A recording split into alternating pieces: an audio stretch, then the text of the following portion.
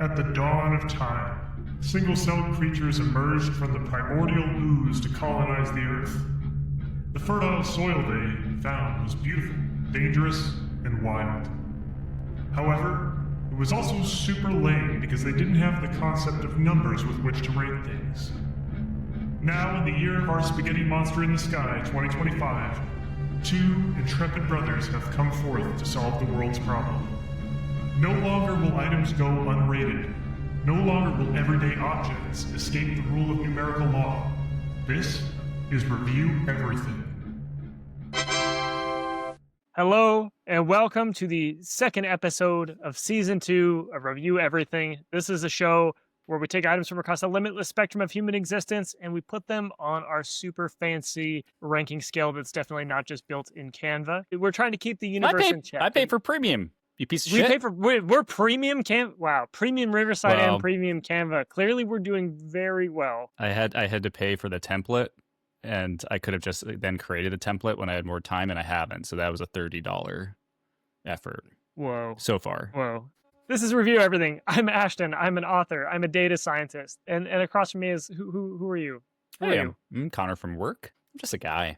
Does that work? Just drifting through life one day at a time. I am one podcast episode at a time. I'm one of those spiders that uses my spider juice at the bottom that comes out. Do you know what goes on in that spider hole? I actually don't. And I feel like that is a good segue into our topic because that is something that I would like to rabbit hole on. Is I do want to know what's going on in the spider butt that creates something that has the tensile strength to hold two trains together at the hands of Tobey Maguire. Oh yeah, did you find that? That's an impressive shit, you know? Did you find that video of the spider that packs up its web at night when it's gonna rain and then redeploys it? Now, no. My wife said I was wrong, and she says spiders eat their webs at night sometimes to regain the nutrients, and then they just make a new one. They become a closed system, basically. Well, I mean, you can't have 100% efficiency, you fucking moron. I mean, one time I tried, and it was a wild week. I got very sick. Okay, I'm Conor. Humans aren't meant for it. I think I am going to absolutely destroy you on the top of flying today. I've thrown myself through a loop. I honestly don't know if I ever want to get on a plane again, and I thought I got over that. Oh boy. And so I'm not doing to you this on purpose, but I went too far, and now you get to know what I know because our topic is... Shit, it's things I rabbit holed on. Mm-hmm. Well, look, I've got two lighter items that are more like rabbit holing inside my own brain, so that'll be good. Knowing that you've got two items that are pretty dark and psychologically going to fuck me up, we want to go light, heavy, or heavy, light, heavy, light. I think we end on a light note and so let you start by just let's fuck people up from. Let's get into it. I've got my wine. Tell me about your first item. I don't know. I'm not going to tell you about it. Actually, we're going to do something different. We're going to we're going to live it together. And so my first item is the and I'm not even going to use extra words. I'm just going to say it was a flight with the call name MH370. That's Malaysian Airlines 370. And yeah, we'll take it from there. Before we get going, so what I'm going to ask of you is and I think this will be good for ADHD too, because sometimes you need like goals to pay attention to me, because I know you do a lot of Wordle on the side. Maybe you're doodling. And so I want... Opening Megabonk, you never know. For my first item, I want you to be this person living out this experience. And so I'm not even going to use their names. I might even on the fly make it a Seattle trip just to make it more real for you. This is good. I like this already. Yeah, man. So you're a pilot. You're a pretty senior pilot. You're a bit of enthusiast. You actually do YouTube videos sometimes on DIY things, as well as flight simulator things. And you wake up to a normal day. You have a scheduled flight in the evening. You're an early riser, right? Yeah. You got to rise and grind, like and subscribe, obviously. Yeah, so it's going to be awesome. You're totally in control, so flying is better in this instance. Like, you're the boss, right? And yeah, let's kind of go through this. So you wake up in the part of the city that you live in. What do you have for breakfast on this day? It's nice out. Let's say, I actually don't know what season it was or what the weather would be there. But let's just say this is an early fall. day in Seattle, you wake up sunny, a little bit chilly. You can kind of feel winter approaching, maybe. Yeah, what do you have for breakfast? I'm a pilot, right? So clear. I cut my toast into the shape of an airplane with two little holes to cook my eggs in, like the windows. So the eggs become the windows, and then I fry my little airplane shaped toad in the hole. Get myself in the right headspace. Oh, how whimsical, man! Pilots are full of whimsy. If there's one thing I know after watching the rehearsal, pilots are full of whimsy. I want you to still be in the mode, but I do have a quick disclaimer just for this. Hey, if someone listens to this, we're going to be talking about a situation that if I bring levity to it, like maybe we talk about the eggs or the toe shape to it, if it gets dark and we divert or there's a joking or something that feels jokey, just know that if and when people perish, that's awful.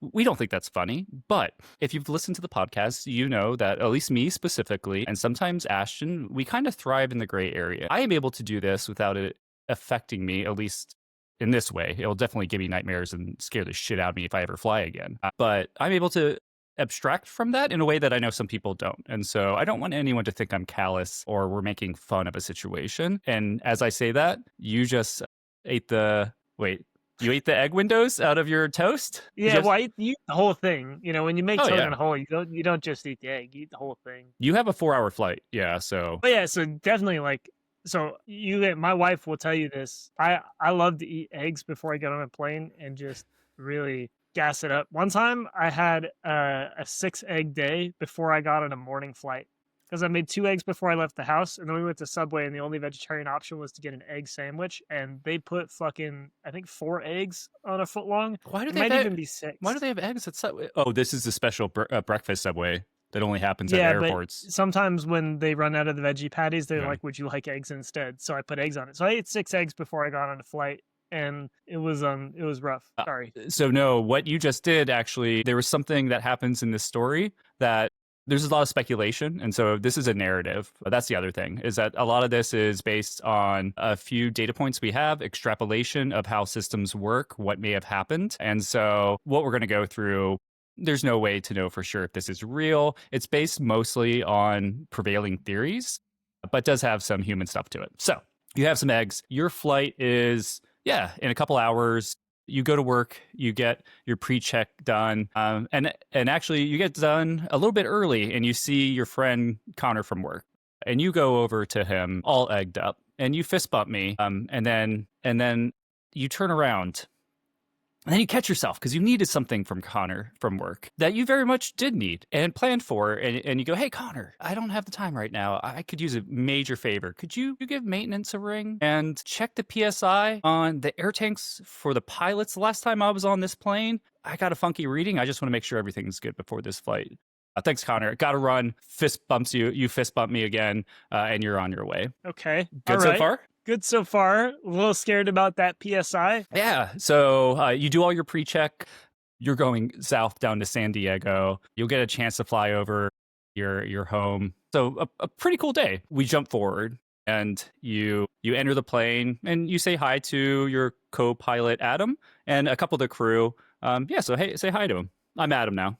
Hi, Adam. As the pilot, I'm actually not going to talk to you very much because is something wrong? Hey, it's not. I just got to get in the zone, and then I put in my earbuds and I listen to "Bring Me to Life" by Evanescence. Yeah. Adam thinks to himself, "Classic Ashton. I love this guy. He's pretty easygoing, but he's very curious, and when he needs something, he'll definitely tell me. So I'm not worried about this at all." He goes through his actions. You don't hear this, but he does kind of whisper to you, or in his under his breath, he was like, "It's kind of my last test day before I'm a full pilot. I'm kind of surprised he didn't say anything. Oh man, I bet he says something later though." Yeah, actually, so I have a plan for when we land. You know, a celebratory after we land. Boy, do you! Yeah. Cool. It is early evening. The crew's ready. The plane has been boarded with 276 people, I believe. There's 10 crew, yourself included. And you're ready for an easy flight down to San Diego. And you take off cleanly, you lift up, and you get that feeling you get every time you fly. And you say to yourself, oh, yeah. I say, Without the sky, I am nothing. Without me, the sky is nothing. Man, I don't know if this is going to play at all. Okay, Adam. It's starting to remind me of the Anthony Bourdain bit where we got a little too good, a little too fast, and then we got dark. Yeah. Adam doesn't say anything. He never does when you say sky. What do you say? Without the sky, I am nothing. Without me, the sky is nothing. Yeah. So Adam has heard this several times and he's thought about it. It fills him with inspiration. He does acknowledge it. You both have your own tasks, oh man, I wish I could just throw out some plain terms that I kind of know. And yeah, you hit the winglets, flaperons, you're up in the air and you're climbing on your way to San Diego. As you do that, so when you fly, do you know how, I'm not going to go too much into things because if you have questions afterwards, but some of these things that are kind of important. And so air traffic control actually has designated areas and there is a motion that you do and that's a handoff. So you communicate with the previous one that you're moving to the other one. Then the other one calls you or you talk to them. They kind of take you, like they cradle you from one to the other. And so you're kind of getting out of the Seattle area and there's a quick handover to Portland. And yeah, that's where you're heading. And so on your way to Portland, you call out to air traffic control and you say, "Hey, air traffic control, we have reached 35,000 feet." Air traffic control receives you. The person on the other side kind of thinks in their head, "I don't really care that why are you telling me that?" But okay. And they respond in the affirmative. Yeah, it's not something you usually do it if you're leaving a ceiling or a certain thing you communicate, but for some reason you communicate that you're at 35,000 feet. A little time goes, and then another one. You just kind of call out to air traffic control and say, "Hey, still at 35,000 feet." No one says anything. I mean, they affirm, but they think again, like, this guy is he a super smart pilot? Because that's not something we really need to know, but they say okay. And finally, you're coming up or the air traffic control for Seattle is handing you off and says, "Hey, H370, Ashton, we have you going to Portland traffic control. That's it for now." And they give you the handoff code for Portland. And you say, "Okay, thanks for that. Good night, Seattle." And then that's it. And that same air traffic controller thinks in their head, "Hey, this doofus didn't call back to me the code to hand off. That's weird, but you know what? Not my fucking job to make sure everyone's good at their job." And so it's just a good night. Yeah, you turn to Adam and you've already shared with him that you had a lot of eggs and something is about to happen in this cockpit. And you encourage Adam to get out of the cockpit. Go ahead and do that. Yeah. So I listen, Adam, I've just had a bunch of eggs. Oh, I know. And I also stopped for some Qdoba. Yeah. And it's about to get messy in here. Why don't you go take a break? Go get yourself a Biscoff. Go get yourself a Biscoff from back there from the flight attendants, and then just have a little bit of a relax, and then come back in here when the air cyclers have had time to get my swamp gas out. Oh man, that's actually, most people would be really embarrassed, but I appreciate that. That's why you're the senior pilot. I'm the pilot. I know. I'm honest. I'm going to give you 10. How about that? Because I know it can linger. So I'll catch up with you.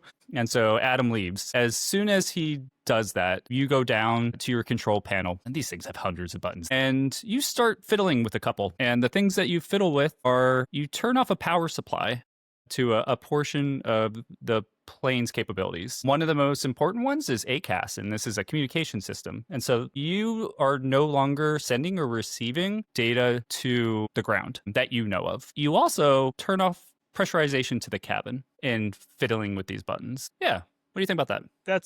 So do we know this from the black box of this plane? Is that how we learn this? Nope. I'll tell you after the fact. No black box. This plane has never been found. Whoa. Okay.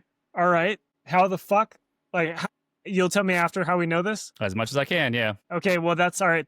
That's my only question right now is how do we know this if there's no black box? But continue. So I've depressurized the cabin. Mm-hmm. Are the oxygen masks? Well, we don't know. Probably. So and so some of this is just we know how planes work. And so we, based on the activities, some signals that we can talk a little bit about later. But yeah, the speculation or the strong theory here is that the oxygen would have dropped to the 276 people. The crew at that point, they get into their mode. Do you know what the pressurization is supposed to do? Like why those masks are there? Oh, man. So I think this is because of Fight Club. Mm-hmm. They're there to calm you down by pumping you full of oxygen, right? No, I mean, I think that is an effect. That's part of it. But you would also be calmed down from the lack of oxygen because you go hypoxic or apoxia, which is actually pretty, you kind of get drunk and then you get sleepy. So those masks come down. So you have oxygen while you are at cruising altitude where there is less oxygen. And so there's only about 10 minutes for the passengers of oxygen. And so it just gives the pilot enough time in a situation where the plane just hasn't dropped out of the air, because then who cares, to get to a lower altitude. But you know what? This plane's not changing altitude. In fact, we believe it goes up 5,000 feet. And so the first thing you do after fiddling with those switches is to actually raise the plane up on the yoke 5,000 feet. This is fucking terrifying. Yeah. I'm imagining being a passenger, and Jesus Christ. That's the last thing I want to feel is that we're going up. The next thing you do is you look at the video screen that you have next to you, and you're anticipating Adam wanting to get back into the cockpit. And you see him there. He has the crew oxygen pack on him, which is going to give him an hour. And you already know that. And he hits the button, because the only way this happens is if you're incapacitated. And so there's a special button that he has access to that if there is no response for 30 seconds, the door opens automatically. And so he hits that button and he waits, expecting 30 seconds to get in and to hopefully save the day and to save you. But after 15 seconds, a red light flashes and the sequence stops. And he thinks for a second. That would only happen if the pilot... Did he lose power when he turned off the stuff? Or no, he is getting a deny. There is someone in there who is lucid and denying is entry, denying access. And he does it again. And this one very quickly, deny. He tries it a couple more times. Deny, deny, deny. But there's another problem. And so I'm sure in his head, wires are firing, but he's also felt the plane go up 5,000 feet. And the oxygen and the forces of it weren't made to sustain even the crew at pretty much the max limit of this plane. And so he knows he doesn't have an hour. He has way less. And he's starting to feel it. And then you, Ashton, as the pilot, you do something else. Autopilot's off. And so don't worry about that. But it wouldn't have mattered because you turn this plane so sharply that the autopilot never would have done this, whether it be safety or comfort. And you essentially do an immediate 180 in a fairly violent way with the plane. And Adam goes flying. At this point, 180 like looping backward? Like turning around back where you were coming from. Okay, I see. Yeah. Portland's was expecting to hand you off, and they never heard anything from you because as soon as you said goodnight, Seattle, you flipped that ACAS system off. You depressurized the cabin, and you put the plane in a violent turn, putting you back right where you come from. And then you start to go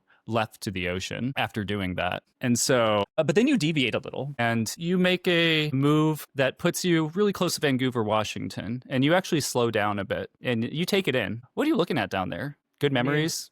Flat, lots of strip malls. Yeah, of course. But this is where you came from. Like this place means something to you, you know? Did this pilot really fly back over his home? Yeah. And then and pause over his home? So not only that, Ashton, you're kind of caught up in the moment and you kind of do a turn around it to get more time. Maybe like this would be the last time you'd see it. And when that happens, Adam actually takes the opportunity, knowing that you're turning, that his cell phone might hit reception because you're not going linear. And so you're not going too fast to hit towers. And he tries to get a call off. He sees a bar on his phone and he's like, oh my God, I might actually have a chance. And we think a call went off, but it definitely hit a tower. But then he loses that bar as you start the next phase of this trip of whatever's happening. And he loses service. And he also starts to feel the effects of hypoxia. And you're watching, knowing that there's nothing Adam can do. And you check every couple seconds. And Adam is now slumped at the door of the pilot's, the cockpit door. And you also know another thing. At this point, every other crew member is dead, and all 276 people on this flight are dead.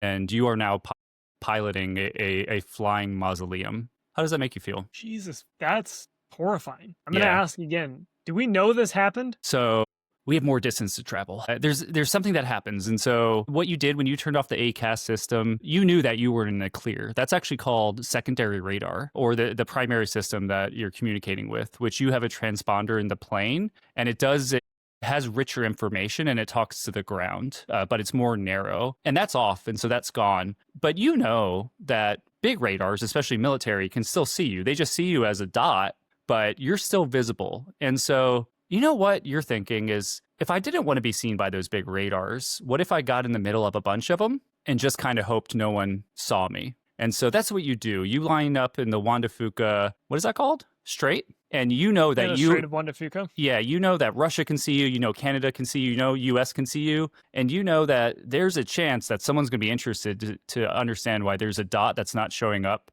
on secondary radar with their transponder, but is showing up on radar. And you probably get a little bit nervous and you start checking out the windows, because what would happen? Yeah, a plane would be scrambled, someone would try to reach out to you, and you actually do get a ping. And you get a call from another plane and you hear it, and they're calling out for you to respond because air traffic control has asked them to do that.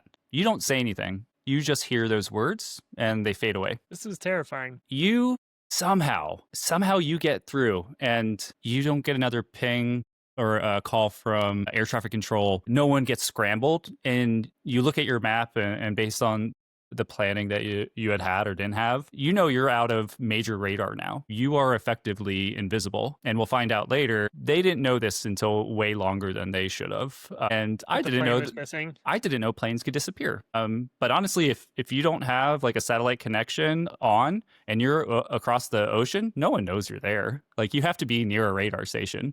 And so, yeah, this Boeing 737 is now invisible, having double-backed and gone through a path that looks to be very purposeful to avoid detection. And then you do something else. You flip on power to that system that you cut off before. And so the most important thing is you now have access to autopilot. Maybe you've also been consuming oxygen out of a tank, which isn't really comfortable, but you know you have a full tank because that thing was topped off the day before. And so maybe you did this so you didn't have to have a tank on, but autopilot comes available to you.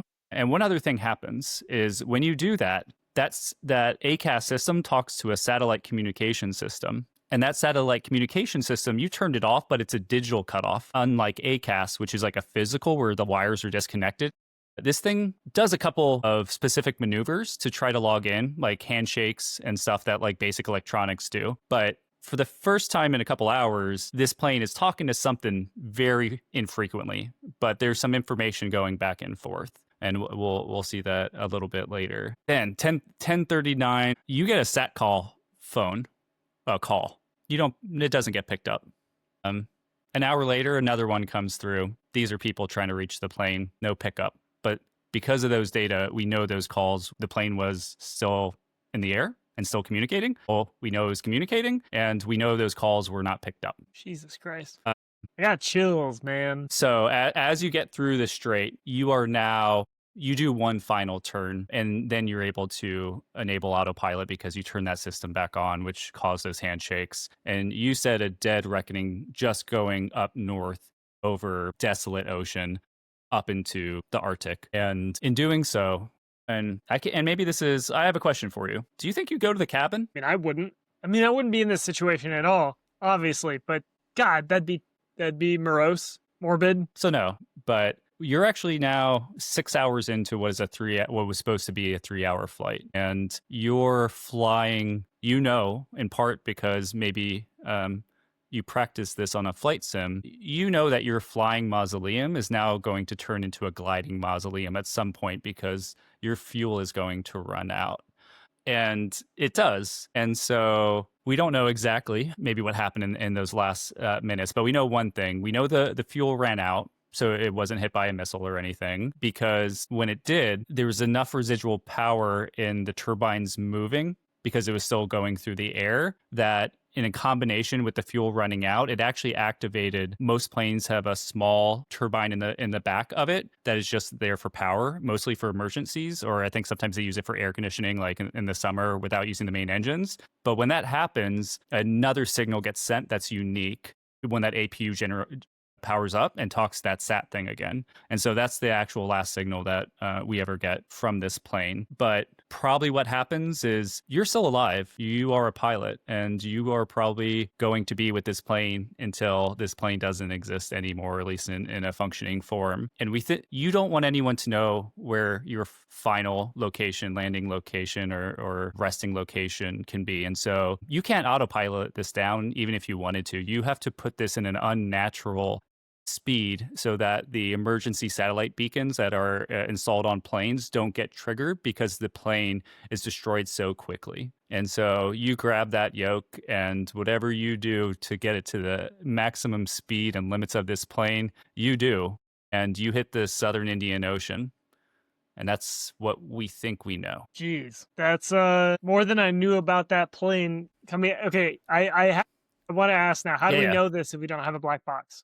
Okay, so the last thing we ever hear from this person or from this plane was that good night. We know that as soon as that good night was said, the ACAS was turned off, because we know that the other things come back on later. So we know it didn't crash there. And so a lot of these behaviors are so purposeful that they're able to rule out things like electrical failures because of the sequence of events. It could only happen if there was a human doing it. For example, that turn that you did to do a 180 that happened shortly after you disconnecting ACAS, that handoff point is very sensitive. So if you did want to disappear that plane and cause confusion or give yourself some time, the time you would do it is on a handoff. And especially this is in Malaysia. And so Malaysia is a dictatorship, which has its own things to it. And then it's Ho Chi Minh. And so this handoff, and I'm not saying that their air traffic control is any worse than ours. In fact, I think we're in a pretty bad shape. It's not. So there's supposed to be a process that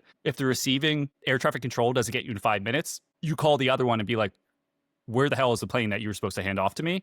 That didn't happen for 18 minutes.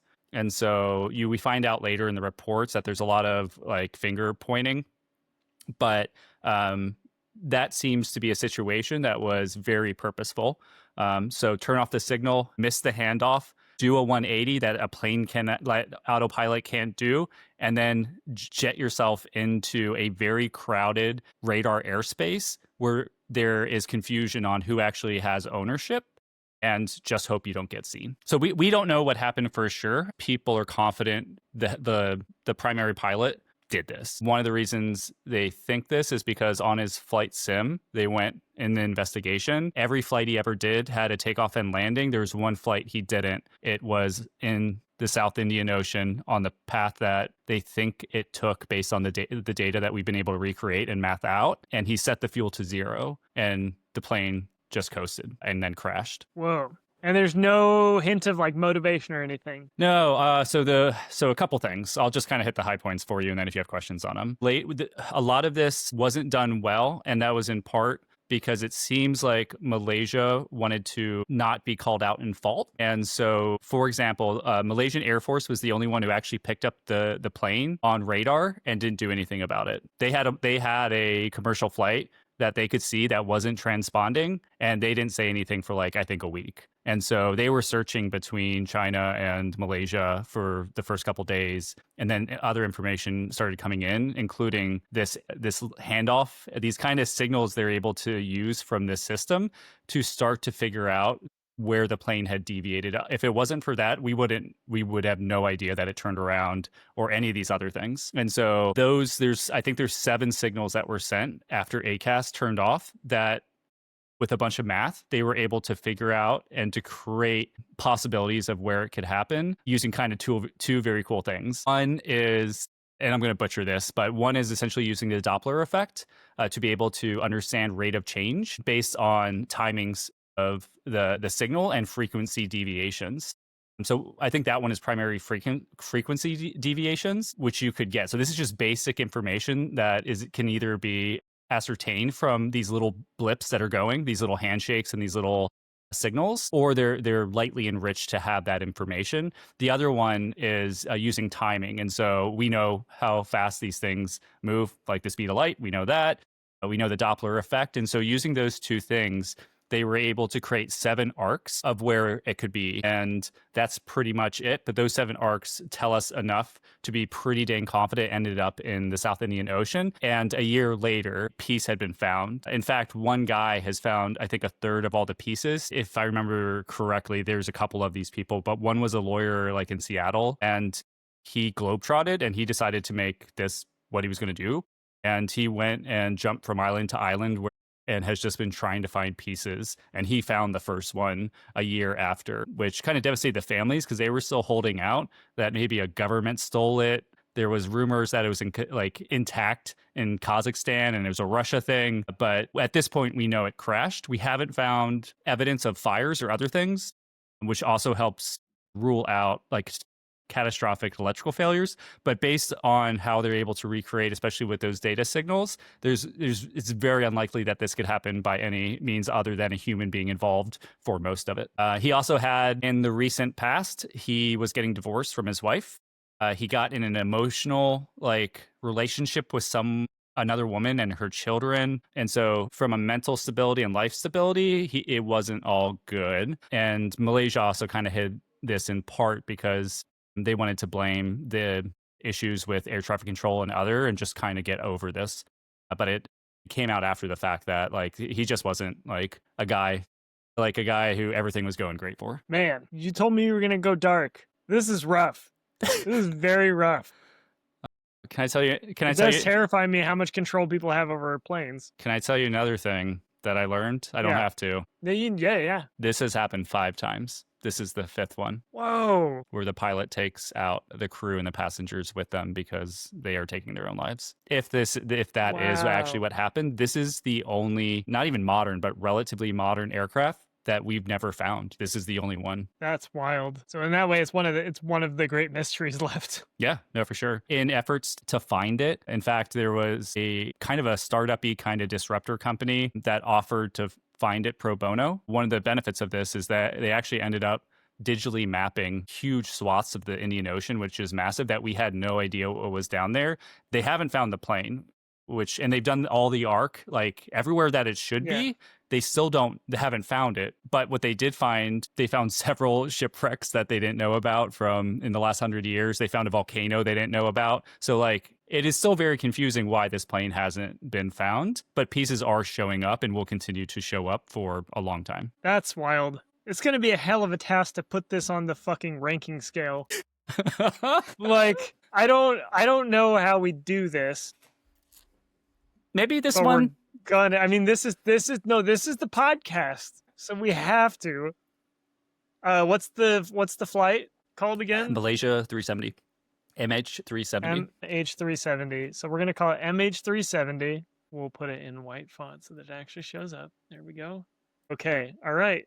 It's hard not to put it in F tier. Well, it isn't. So this is the thing you rabbit hold on. Yeah. So are we reviewing the rabbit holing of or the actual event? I think it is it's got to be a combination of both. So I have a point of view. Because it's also brought you a lot of distress, it seems. It's brought me distress as well. So it's a good rabbit hole, but one that fucks us both up significant, and probably fucked up our listeners too. So I'm good for F because I kind of wish I didn't know the full extent of this. I think I had actually forgotten about it. This is going to make flying for me way worse. And so I don't think it's not a good rabbit hole, and it's not a good thing to happen. So that's a solid F, right? That's our 3rd plane item in F tier as well. Plus, you did a big egg fart in that room to trick that's Adam to get where out we of there. Started. Yep. That's where we started, and this is where we are. That's a tough fucking act to follow. Jesus. We just did a 40-minute deep dive on a guy killing everybody on board of a plane. So I'll give you a gift. Even though I did a fair amount of work, is that we'll do 2 nice ones, and you won't get Ocean Gate and Titanic or the Titan today. Okay, but we need to do it at some point. Maybe we can do a bonus episode that's just Ocean Gate, because I really do want to hear about Ocean Gate. Okay, let's do a bonus one. Yeah. Yeah, we'll do a bonus episode for the Patreon. For the Patreon. For our paid subscribers who want more. Okay, I'm gonna really switch his gears fucking so hard. Like, we're gonna turn just like that plane did in a way that podcasts are not supposed to swerve. So the things that we rabbit hole on are very different. But it's funny because I think I might rabbit hole on this now. I have writing a white paper about the China to India chicken trade in the 1930s to prove a pedantic point about Indiana Jones and the Temple of Doom. Is this something you did previously, or you did it for this? No, I did it previously. Okay. This is because it was something I rabbit holed on in the past. Mm-hmm. And so we're going to go back to 2016. Ooh, I'm excited.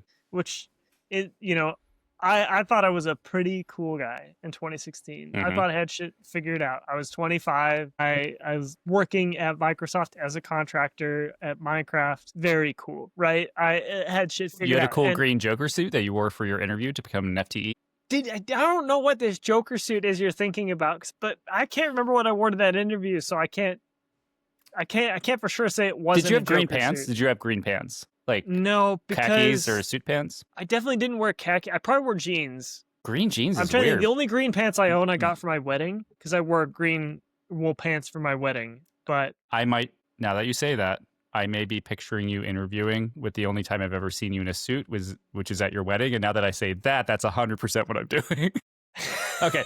Hey, buddy, I apologize. I will never put you on blast for wearing a velvet green Joker suit to your interview. Yeah, I'm almost positive I didn't do that. But, hey, you never know. Yes, 2016. I'm a cool guy. And obviously, to be a cool guy, you have to be super pedantic about movies and movie facts, right? Everybody loves the dude who says, well, actually, when you're watching a pulp adventure film and gets really into the nitty gritty of why things are correct or incorrect.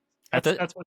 So at the time, did you actually think that made you cool, or is it just something you did and you realize now it's not a cool thing, and most people probably were like, "Oh, what the fuck is this? Why?" I mean, maybe a bit of column A, a bit of column B. I did ask our mutual friend Michael, because he was there for the inception of this white paper, I'll call it. I went and looked it up. It's only 3 pages, but we had this lunch table that we would all go sit at. Is big round table in a communal cafeteria, and the conversations that happened at that lunch table were fucking unhinged. And most of the time went into cannibalism, and that lunch table was a site for many rabbit holes. And at one of these rabbit holes, because we would do a bunch of bits too, and I guess the bit that I was doing was that I was very upset about Indiana Jones and the Temple of Doom, and not for the obvious reasons. So that movie famously was so blatantly incorrect about Indian culture that India would not let them film there. They said, this is offensive. Was it supposed? No, you can't. Was it supposed to be? Supposed to be in India. Oh, I thought it was a made up area. That made me feel better.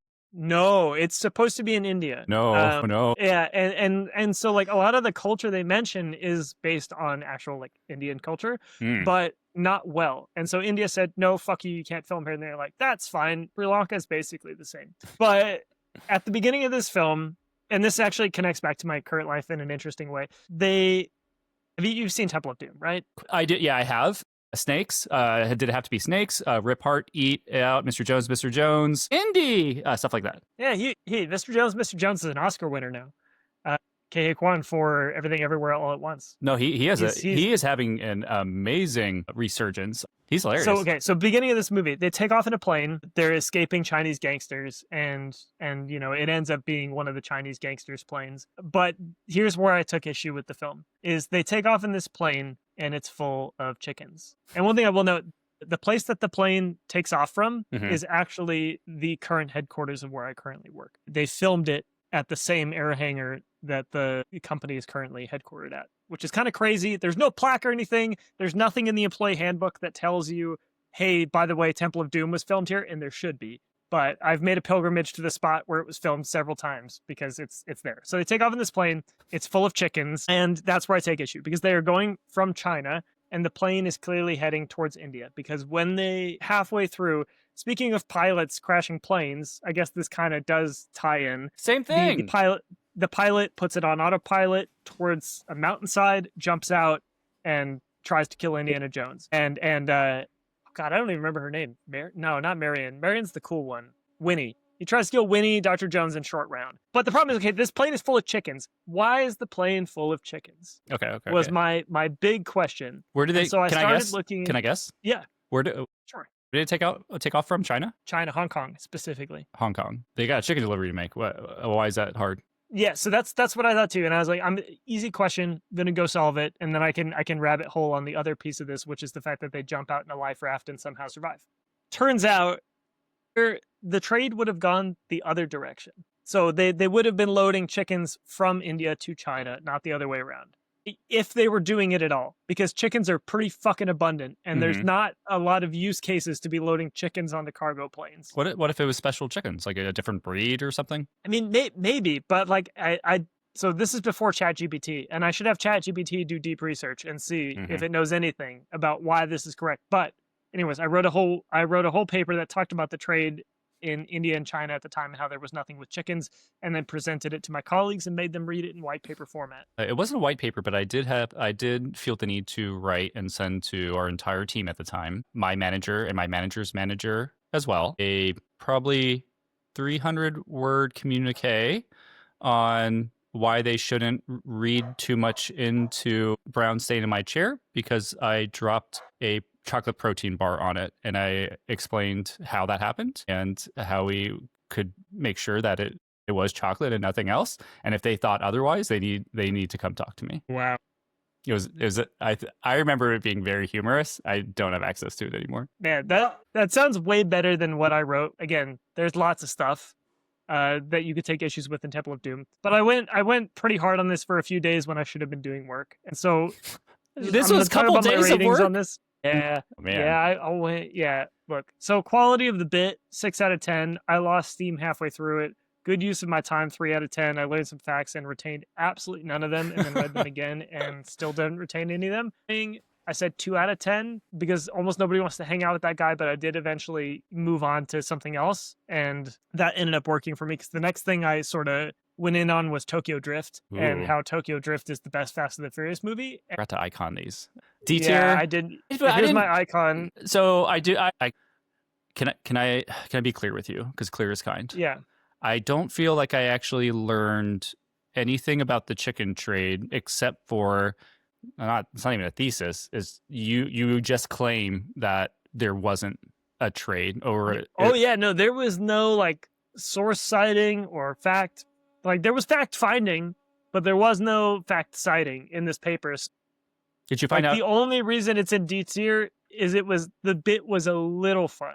It was a little fun at the time, but it's not quite as bad as MH370. I don't think those two things are equivalent, but it does feel equivalent to like getting a hemorrhoid from eating bad Thai food. You know? Yeah. Okay. Like that feels fair to me. You haven't had a hemorrhoid, have you? Not yet. Yeah. So if you do, could we reevaluate that statement that you just had, that this half good bit that you did at work is as the equivalent bad of a hemorrhoid? Yeah, because that makes me want to move it up or move hemorrhoid down. I mean, well, okay, so I'd rather have a hemorrhoid than get MH370 though. So I mean, it would put it next to like Tiki Culture and Buffalo Wild Wings. We have kind of a big gulf in between D and C tier. Yeah, we do. Okay. No, that's fair. The USB consortium came in here and fucked this up by putting the really short micro USB cable in there. But so that's in D tier. And then my second item I think is better because I've actually gotten use out of it recently. And this is memorizing the 1999 Mummy movie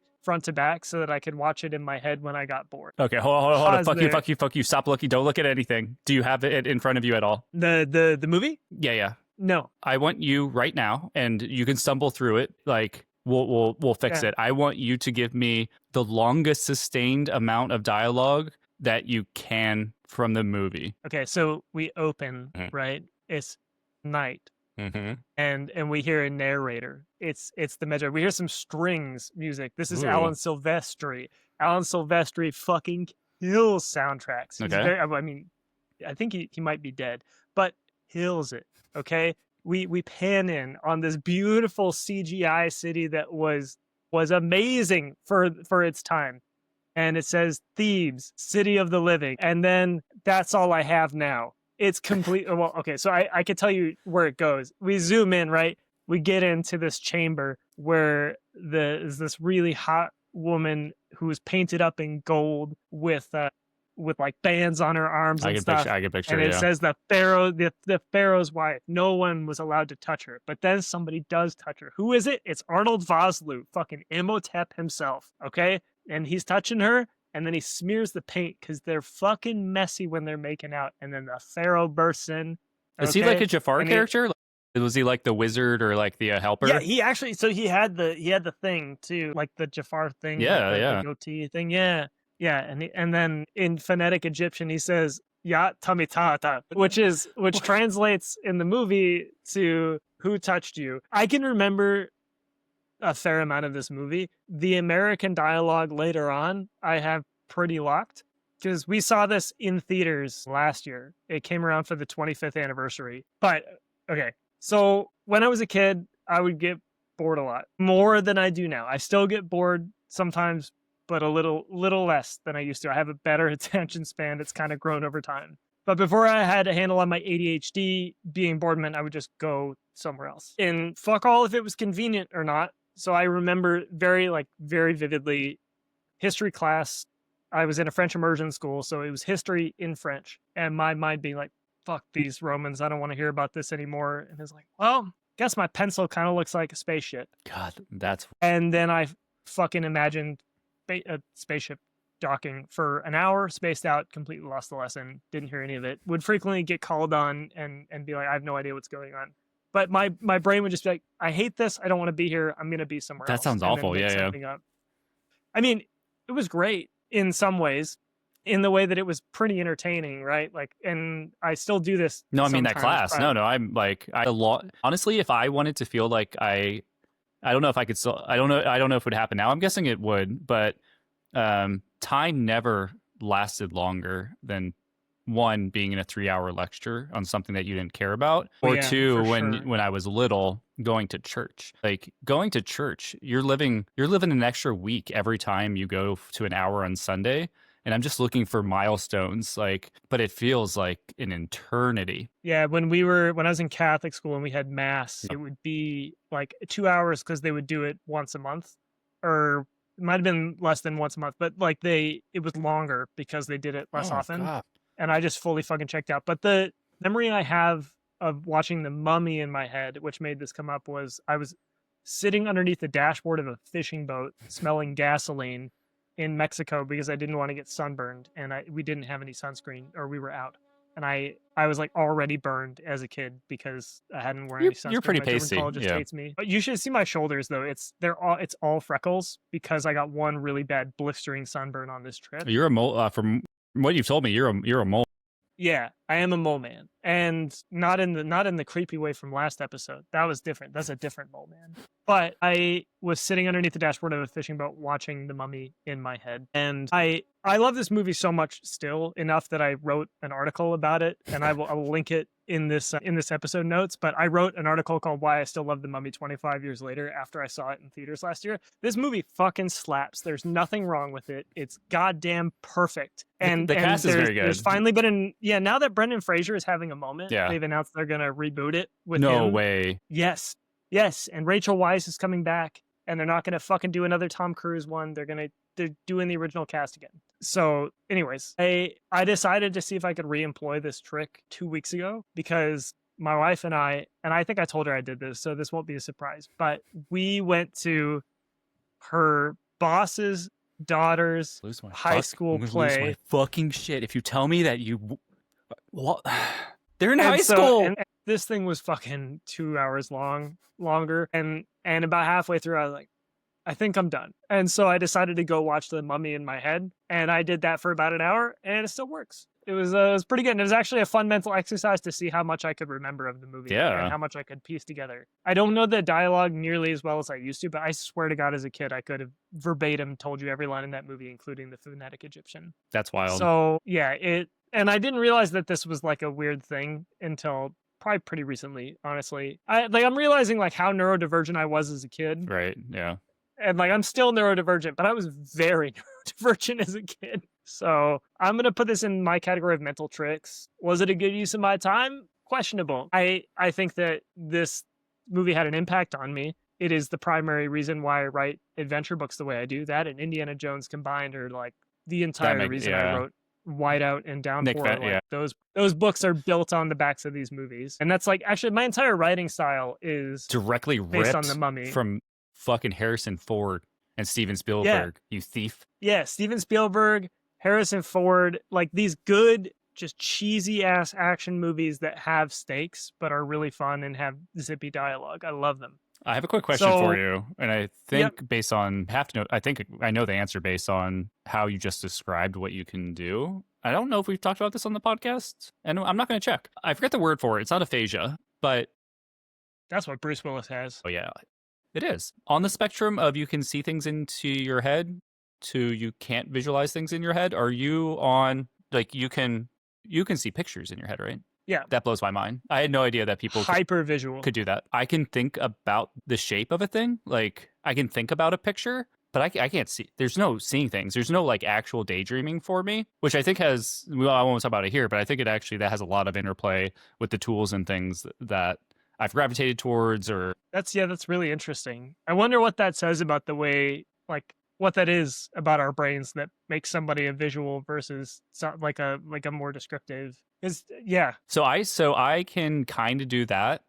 And there's some really pretentious like TikTok or Instagram self-diagnosed name for it that I refuse to pick up. But I think I can do that with music.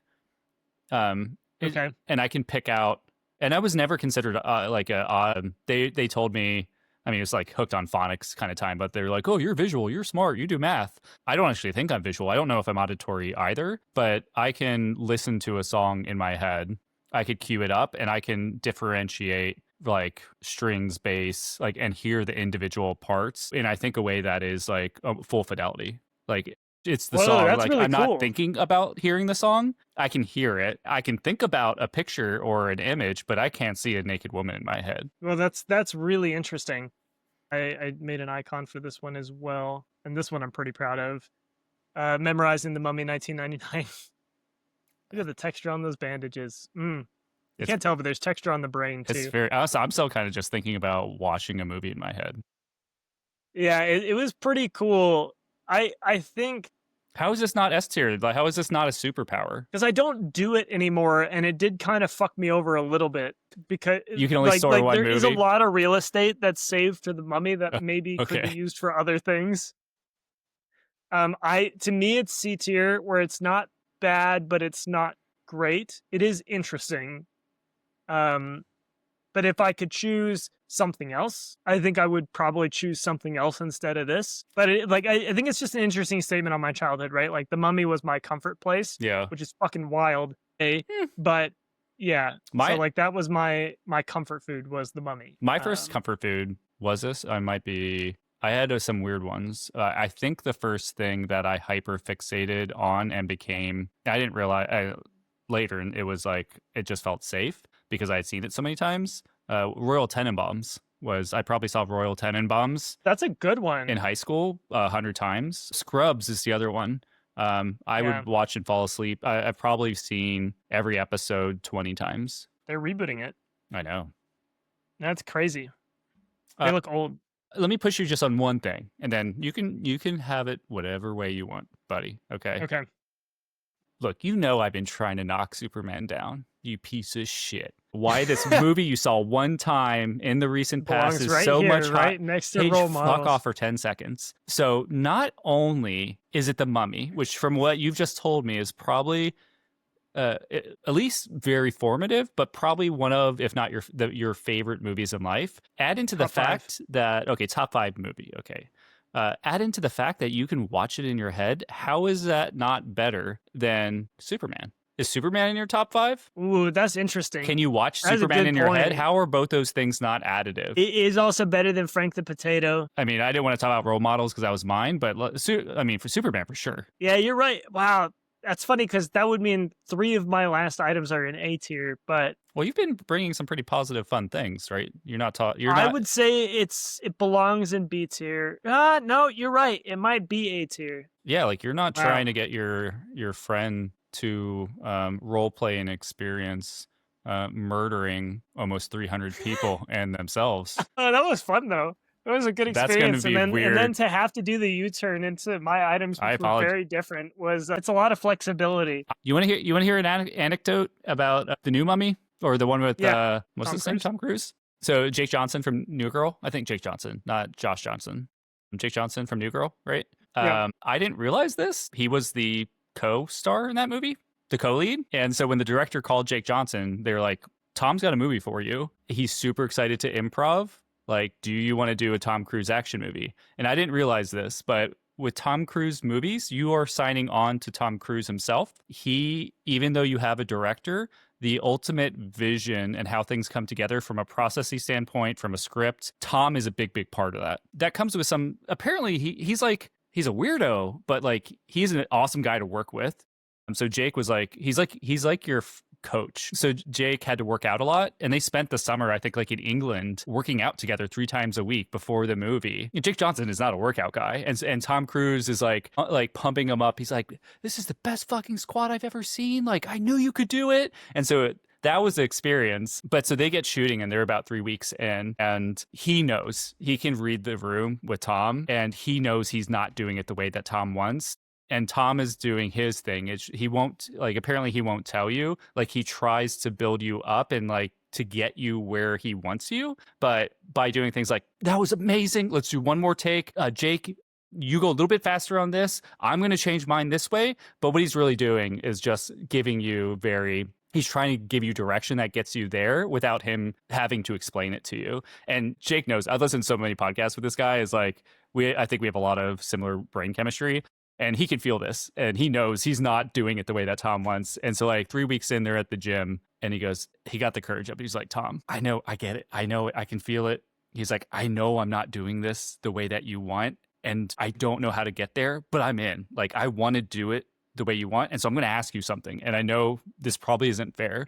He was like, "I want you to do this scene and to play both parts." And Tom like looked at him and was like, "Jake, I'm not going to do that, man." He was like, "There's a reason why you're at this movie, and it's because you bring something to it. I'm going to ruin you if I do this." And he was like, "Tom," he's like, "We're in different leagues, man." He was like, "Show me. It's fine." And Tom was like, "Okay." And he did like a 3-minute dialogue, Kamalama with him, and jumped back and forth and did both takes. And the way he explained it was like, "Shit." He was like, "That's how you see this character? Like, this guy's super fast and smart." And he was kind of playing it slow and schlubby. And so he had to like completely change that character, which he generally doesn't like to do, but he appreciated it in this instance. That's insane. Yeah, I thought that was fun. That movie sucked too. Oh, really? I was going to go watch it. Oh, no, it's really bad. It's terrifically bad. And I say that having watched the third Mummy movie where there's Yetis that do Kung Fu. There's a third Mummy movie? Yep. It was Brendan Fraser, but they recast Rachel Weisz and his son. I don't remember. Jonathan's back too, I think, actually. So they kept Jonathan and Rick O'Connell the same, but everybody else got recast. That sucks. It's called Tomb of the Dragon Emperor with Jet Li. Oh, no, is it like direct to DVD? No, it came out in theaters. Yeah, it was a full sequel. It was not great. Not terrible, but not great.